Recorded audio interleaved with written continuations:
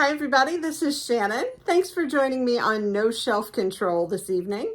I have another book review for you, and this time it is a brand new book.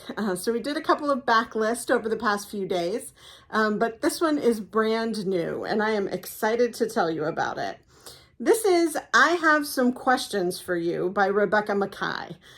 She is the author of the Pulitzer Prize finalist, The Great Believers, which I have not read. She is also the author of The Borrowers, which I have read and really enjoyed. So I was excited when my book club chose, at my recommendation, I Have Some Questions for You.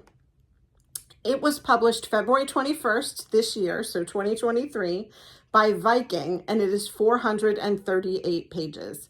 Again, when I am really into a book, it is a fast read, and this was a fast read for me. I did it partly, you'll hear me say this a lot, I did sort of a hybrid. I read it on ebook, and then when I was in the car, I would listen on audiobook. And luckily, Kindle and Audible sync up. So if I'm reading it on ebook and I stop at a given place, when I get in my car, it starts right up at that place. I don't have to fast forward or go through my ebook trying to figure out where I ended up, which is a really nice feature. I think it's called Whisper Sync, and I really like it. So let's talk about I Have Some Questions for You by Rebecca Makkai. A successful film professor and podcaster, Bodie Kane is content to forget about her past, the family tragedy that marred her adolescence, her 4 largely miserable years at a New Hampshire boarding school, and the murder of her former roommate, Thalia Keith, in the spring of her senior year. Though the circumstances surrounding Thalia's death and the conviction of the school's athletic trainer, Omar Evans, are hotly debated online, Bodie needs to let sleeping dogs lie. But when the Granby School invites her back to teach a course, Bodie is inexorably drawn to the case and its increasingly apparent flaws. In their rush to convict Omar, did the school and the police overlook other suspects? Is the real killer still out there? As she falls down the very rabbit hole she was so determined to avoid, Bodie begins to wonder if she wasn't as much of an outsider at Granby as she thought. If perhaps back in 1995, she knew something that might have held the key to solving the case. So again, this is 1995, the year I graduated from college, and she graduated from high school.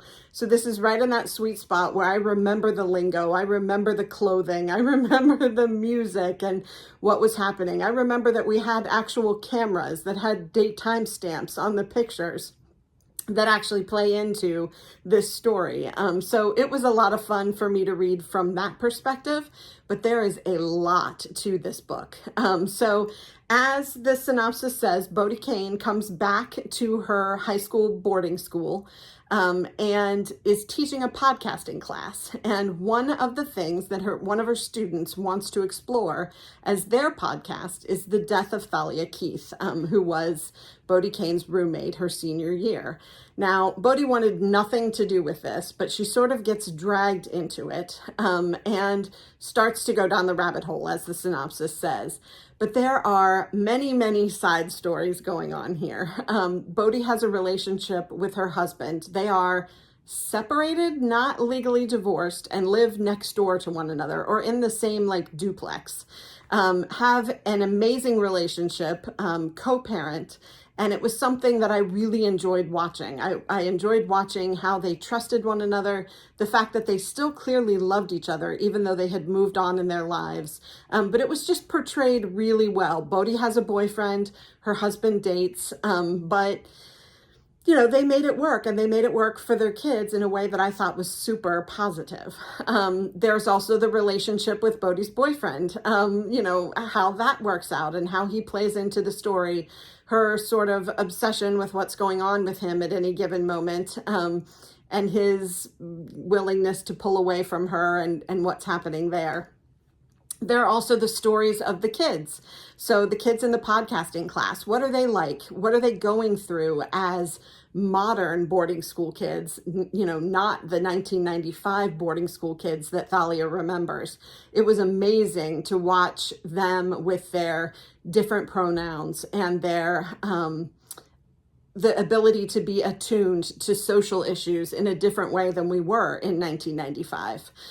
So that was fascinating. There's also just the case itself. There's the fact that the school athletic trainer was blamed and incarcerated for Thalia Keith's death. He also happened to be one of the only Black people on campus at the time. So there is a racial aspect to the case and to what they're going to go through to try to get him exonerated. The other thing is that the book is told from an interesting perspective. I love an alternative, format for a book. Bodhi basically goes through chapter by chapter everyone that she thinks could have done it and talks to the person that she thinks did it directly. So it's second person. The book is written in second person. She's talking to this person that she thinks is the primary suspect throughout the chapters. And it's really, really interesting. It's also interesting that she goes through all of the people she knew who could possibly have been there that night. Looks at their motives, talks about their motives, even considers herself. Did she black out and do it? All kinds of different perspectives for who might have committed this crime.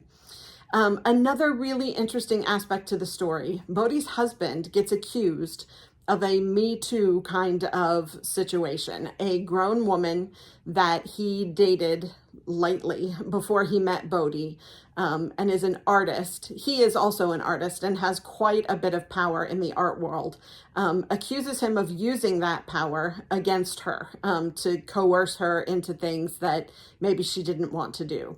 And Bodhi is left in a situation where she has to consider, did my husband do this? Should I defend him? Am I supposed to believe women? I mean, that's what we say, believe women, even though this woman's story is relatively flimsy and may just be an indication that Bodhi's husband is a terrible boyfriend, that he didn't necessarily do anything illegal or immoral. He's just a clod, and that's really what she believes. And what impact saying that, she's a public podcaster. People expect her to make comment about this situation. And does she, doesn't she? What happens if she does? What happens if she doesn't? And so it just was really, really interesting in all aspects of what happened in this story. There are also her relationships with her best friends from childhood. There's a whole plot line about her perspective of herself. She thought she was a nerd and an outcast at this boarding school. She was not wealthy. She came from a broken family with a lot of tragedy. And her perspective on who she was at the boarding school and the perspective of the people she ends up talking to who knew her there are very, very different. And it's a glimpse into how we see ourselves and, how other people see us differently. Rebecca Makkai also looks at popular people. What happened to the folks that were most popular in high school? Isn't that always fascinating? I went to high school with a guy who was super popular and is still talking about a football game that got played, my senior year of high school. Has nothing happened since then that was more interesting for you to talk about? And sort of, how that goes. So I found every single storyline that Rebecca Makkai explored really interesting. I definitely gave this book 5 stars. It's intriguing. There's a mystery here. But there's a lot more than the mystery here. It's not just a slasher or a police procedural. It is a book that gets into how we feel about ourselves, what we believe about other people, what we're willing to believe about other people. And I thought all of the plot lines she decided to follow were absolutely fascinating. So highly recommend. I have some questions for you. The only caveat that I have is I think that the depiction of Bodhi Kane as a mother was absolutely horrible. She does not reference her children. She doesn't seem to think about her children very much. They are mentioned only incidentally. And I just don't believe that a woman who has 2 children and a powerful career doesn't have some aspect of thinking about her children, guilt. She's away all the time at this boarding school, hundreds of miles from where she lives, doing this investigation. And there never seems to be a time where she thinks, I should be with my kids. As a working woman, as a working mother, I know that I don't have any friends who don't have some level of mommy guilt, whether they're stay-at-home moms, working moms. Mommy guilt is pervasive, and it just was overlooked in this story. So I would highly recommend you check out this book, despite that one little flaw that I can pick out. I hope that you enjoyed this review. If you did, please click like and subscribe. As I always say, I like to know what it is that my viewers want to see. And with clicking like and subscribe, I get a better idea of what you're interested in hearing about from me. So I hope that you will continue to come back. I have lots of little surprises up my sleeve, and I am planning lots of videos to get us through the middle of the month of June when I will be out of the country. So you will have lots of exciting things to watch while I'm gone. Please keep coming back, and we will continue to talk all things bookish again soon. Take care. Bye.